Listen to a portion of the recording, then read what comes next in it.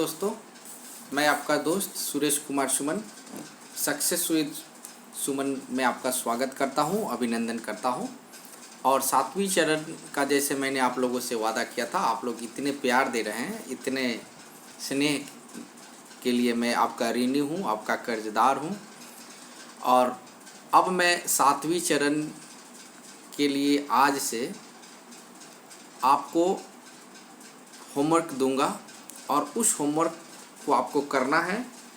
और मैं वीकली या 2-3 दिन पे जैसे मैं टाइम मैनेजमेंट कर रहा हूँ, जैसे टाइम बनता है, मैं आप लोगों से लाइव आकर इस पे चर्चा करूँगा। और अगर आप ईमानदारी से इस शेड्यूल को फॉलो करते हैं तो मैं आपको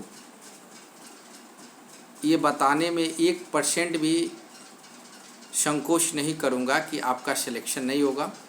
सबसे पहले आपको न्यू एडिशन वाला लूसेंट लेना है और पेडागोजी के लिए मेरे पास नोट्स हैं।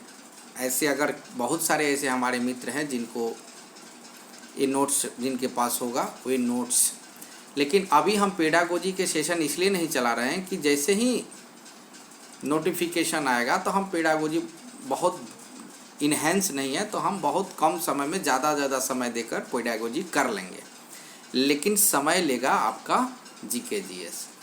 तो जीके जीएस में लूसेंट के लिए मैं स्पेशली लूसेंट इसलिए बोल रहा हूँ कि ये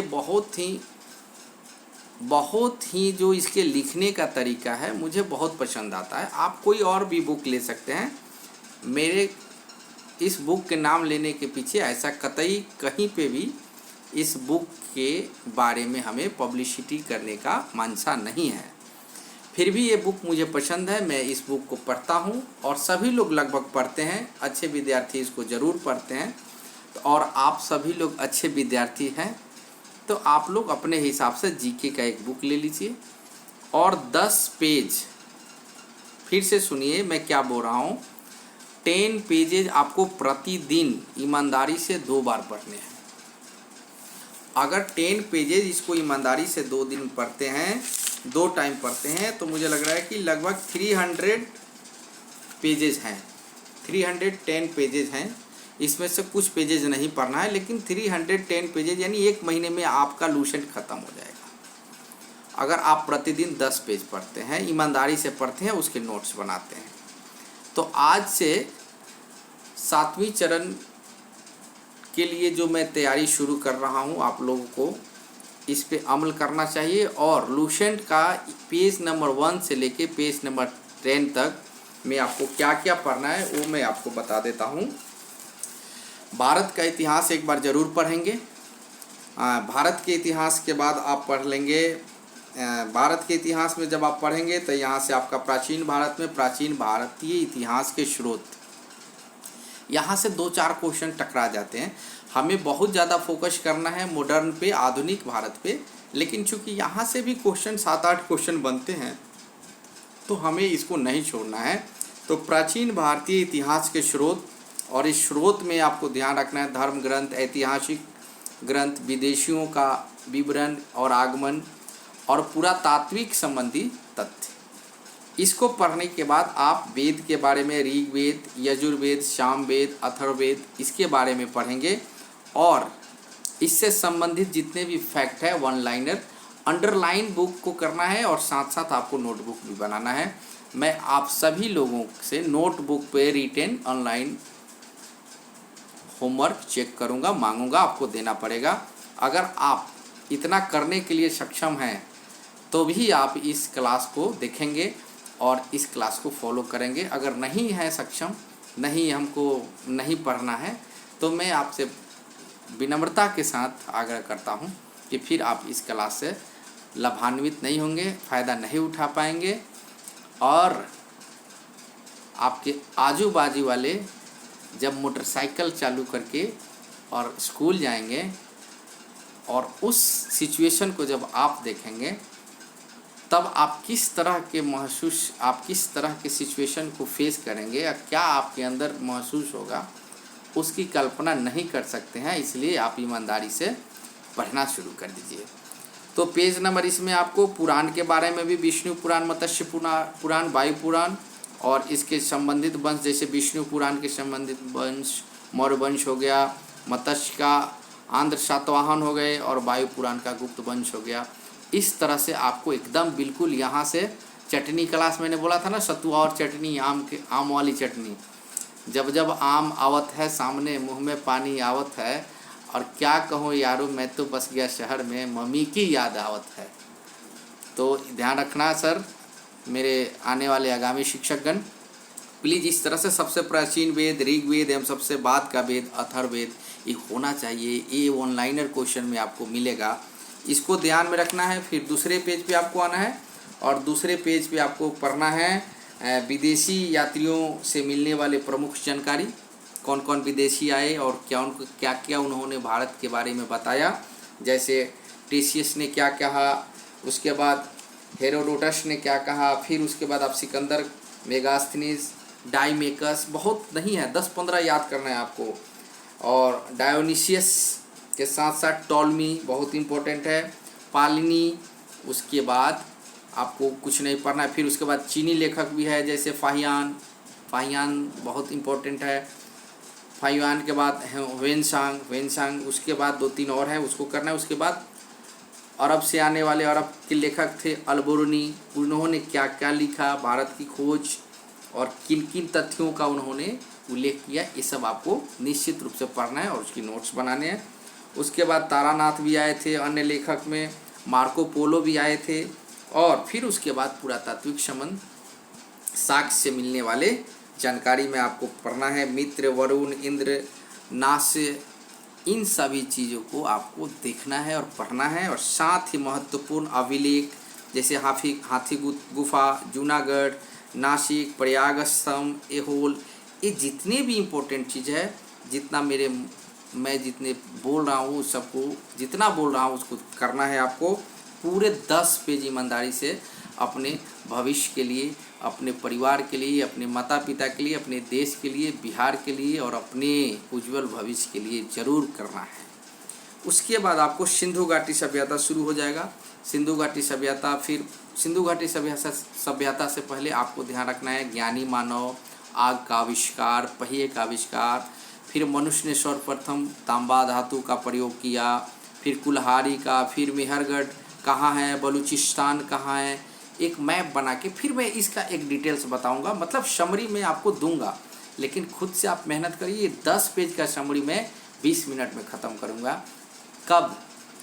जब आप इसको ईमानदारी से पढ़ के और रखेंगे तो 20 मिनट का जो मैं अमृत दूंगा वो अमृत आपको यहाँ से जाके पूरा हृदय को द्रवित करेगा और यहाँ पे आके इंस्टॉल हो जाएगा। इस तरह से आपको पढ़ते हुए अब आना है पेज नंबर 4 पे। पेज नंबर 4 पे आके और तांबा कहाँ मिला, चांदी कहाँ मिला, सोना कहाँ मिला, टीन कहाँ मिला, ईमानदारी से पढ़िएगा ना, बहुत मज़ा आएगा।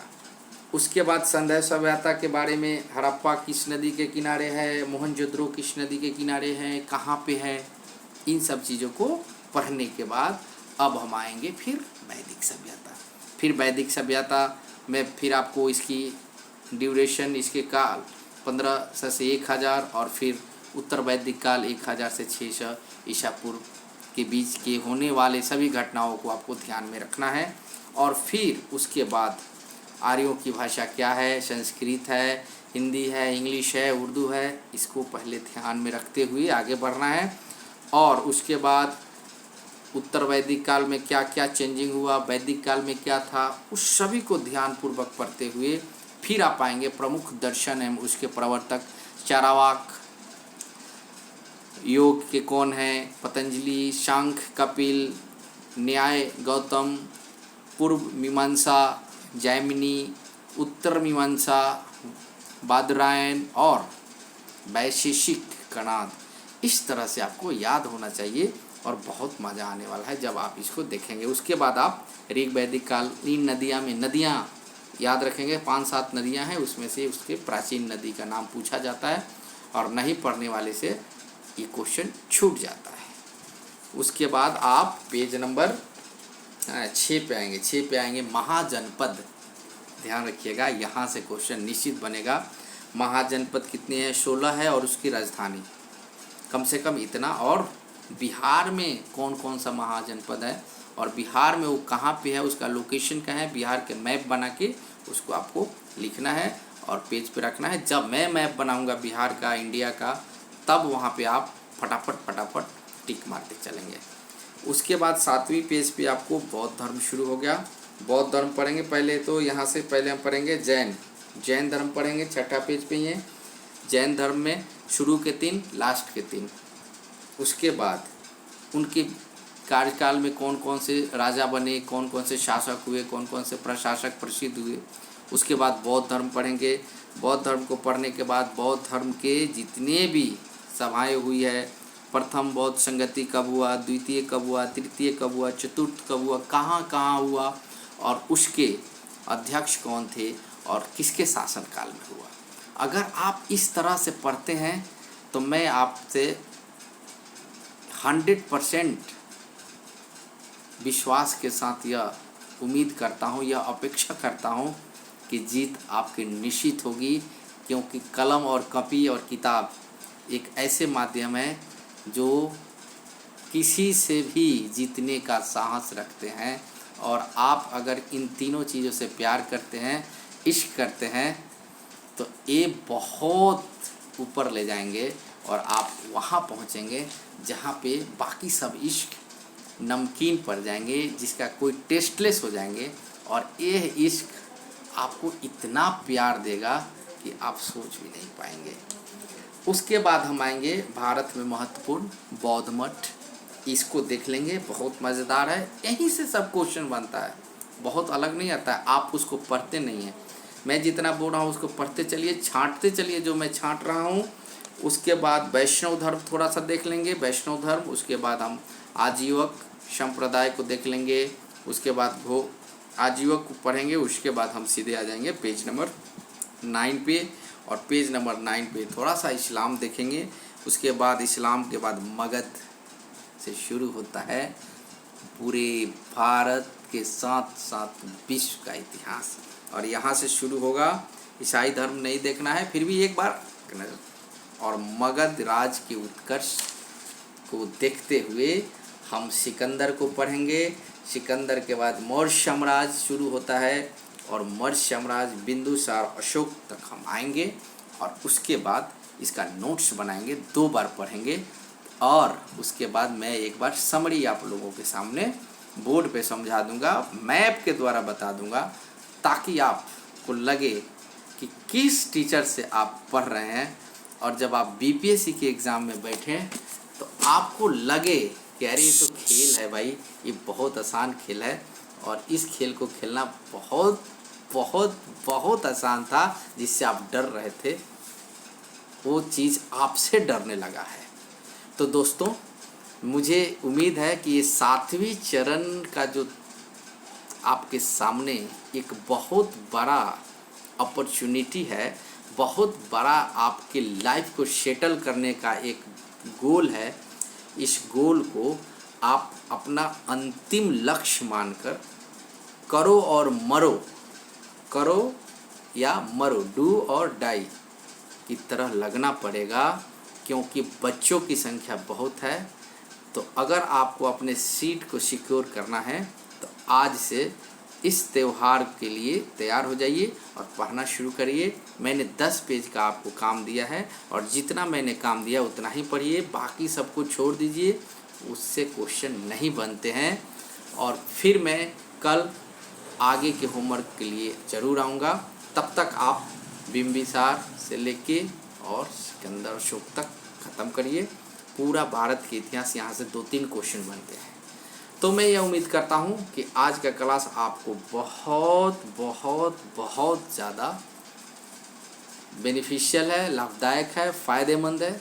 और यहाँ से आप बहुत सारे, आज से जो सेशन का सीरीज शुरू किया हूँ, इस सेशन से आपको बहुत फ़ायदा होगा। और ईमानदारी से अगर पढ़ते हैं, ईमानदारी से मुझे फॉलो करते हैं, तो आप बहुत आगे जाएंगे। इन्हीं सभी शुभकामनाओं के साथ आज का क्लास में यहीं पे रुकता हूँ। तब तक के लिए नमस्कार, जय हिंद, जय भारत।